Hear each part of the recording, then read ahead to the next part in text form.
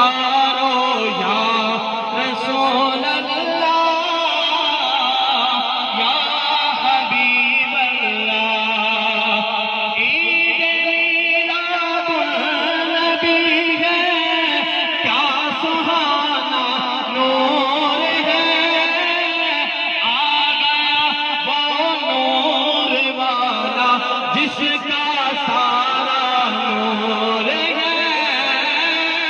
اے شہنشاہ مدینہ الصلاۃ والسلام، زینت عرش معلا الصلاۃ والسلام۔ مومنوں پڑھتے رہو تم اپنے آقا پر درود، ہے فرشتوں کا وظیفہ الصلاۃ والسلام۔ میں وہ سنی ہوں جمیل قادری مرنے کے بعد، میرا لاشا بھی کہے گا الصلاۃ والسلام۔ تم بھی کر کے ان کا چرچا اپنے دل چمکاؤ، اونچے سے اونچا نبی کا جھنڈا اعلیٰ سے اعلیٰ۔ جنہوں کو جھنڈے نے جھنڈے لہراؤ، جنہوں کو جھنڈے نہیں اپنے ہاتھوں میں جھنڈے بناؤ۔ اعلیٰ سے اعلیٰ نبی کا جھنڈا، عظمت والا نبی کا جھنڈا، گھر گھر میں لہراؤ، پکارو یا رسول اللہ یا حبیب اللہ، پکارو یا رسول اللہ یا حبیب اللہ۔ رنگ برنگے جھنڈے چھوڑو، تھانا گنبد والا، ہم سب پہ راضی ہو جائے سونے مدینے والا۔ تم بھی کر کے ان کا چرچا اپنے دل چمکاؤ، اونچے سے اونچا نبی کا جھنڈا، اونچے سے اونچا نبی کا جھنڈا، گھر گھر میں لہراؤ، پکارو یا رسول اللہ یا حبیب اللہ۔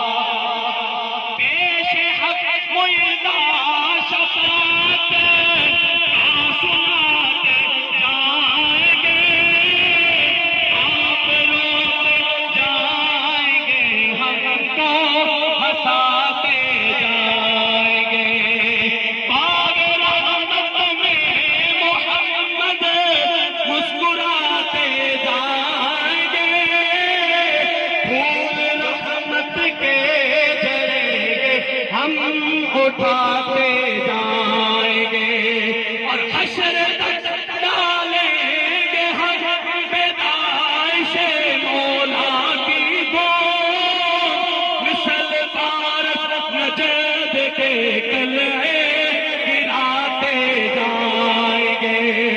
پھر تم بھی کر کے ان کا چرچا اپنے دل چمکاؤ، اونچے سے اونچا نبی کا جھنڈا، اونچے سے اونچا نبی کا جھنڈا، اعلیٰ سے اعلیٰ نبی کا جھنڈا، عظمت والا نبی کا جھنڈا، گھر گھر میں لہراؤ، پکارو یا رسول اللہ یا، اور دعا کرو کہ ہم آئے یہاں تمہارے لیے، اٹھے دیوان تمہارے۔ درمیانی راہ جو ہے اس پر ہمیں بھی چلنا چاہیے، ان کو بھی چاہیے کہ وہ بھی درمیانے راستے کی طرف آ جائیں۔ مثلا میلاد شریف کا شروع ہوتا ہے سلسلہ، تو سب سے پہلے یہ معاملہ آ جاتا ہے کہ یہ صحابہ نے نہیں کیا تھا، یہ ابو بکر صدیق نے نہیں کیا تھا، فلاں نے نہیں کیا تھا۔ بات میں آہستہ ضرور کر رہا ہوں، لیکن یہ بات بڑی وزنی ہے۔ ہمارے سامنے یہ بات آ جاتی ہے کہ فلاں نے نہیں کیا، فلاں نے نہیں کیا، ہم اس کا جواب دیتے ہیں بھئی انہوں نے، آپ کئی نئے کام کر رہے ہیں جو صحابہ نے نہیں کیے تھے۔ کہتے ہیں نہیں یہ تو دنیا کی بات ہے، تم دنیا کی مثال نہ دو۔ تو مسکراتے ہیں، کہتے ہیں دنیا کی مثال نہ دو، تم دین کی بات کرو۔ چلیں کوئی بات نہیں، باتیں کرنے کے لیے ہوتے ہیں، میں دین کی بات کر دیتا ہوں۔ اگر میلاد مصطفیٰ کے نام سے صحابہ نے پروگرام نہیں کیا تو سیرت النبی کے نام سے صحابہ کی اشتہار دکھا دو مجھے۔ یہ تو دین ہے نا، کہ یہ بھی دین نہیں ہے؟ اگر صحابہ نے میلاد کے نام سے پروگرام نہیں کیا تو صحابہ نے جو سیرت کے نام سے کیا تھا وہ مجھے دکھا دو، کیونکہ آپ سیرت کا تو کرتے ہیں۔ صحابہ کے زمانے میں جناب ابو بکر صدیق کے دور میں کتنی بار ختم بخاری ہوا؟ کہ یہ دین نہیں ہے؟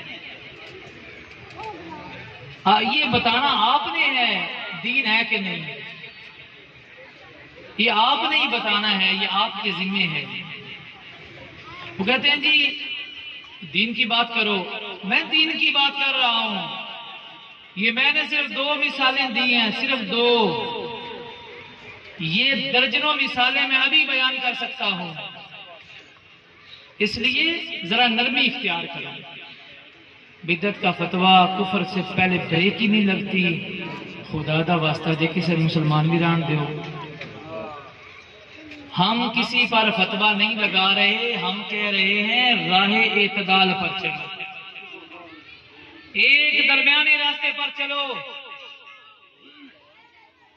ہاتھوں برہانکم ان کنتم صادقین، اگر تم اپنے دعویٰ میں سچے ہو تو دلیل پیش کرو۔ ہاتھوں برہانکم، دلیل لاؤ۔ صحابہ کے زمانے میں کتنی بار ختم بخاری شریف ہوا؟ یہ تم بھی کرتے ہو۔ باقی بہت ساری مثالیں ہیں۔ اچھا بات یہاں سے نکلتی ہے تو بات ایک اور جگہ پھنس جاتی ہے۔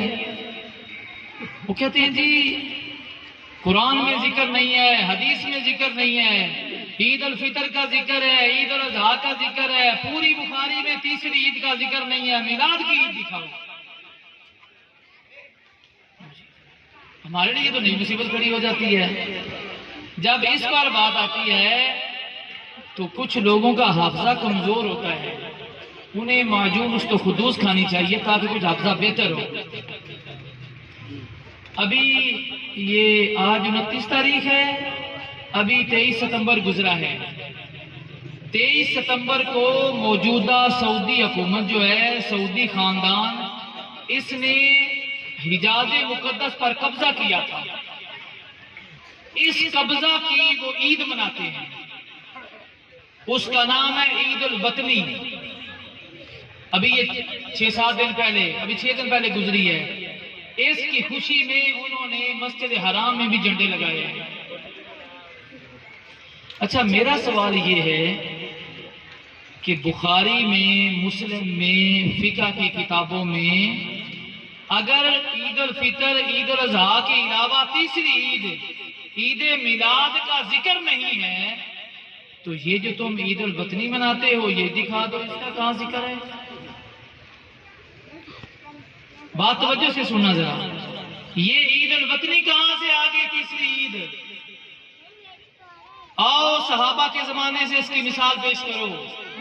صحابہ نے بہت سارے ملک فتح کیے، وہاں اسلام کا پرچم لہرایا۔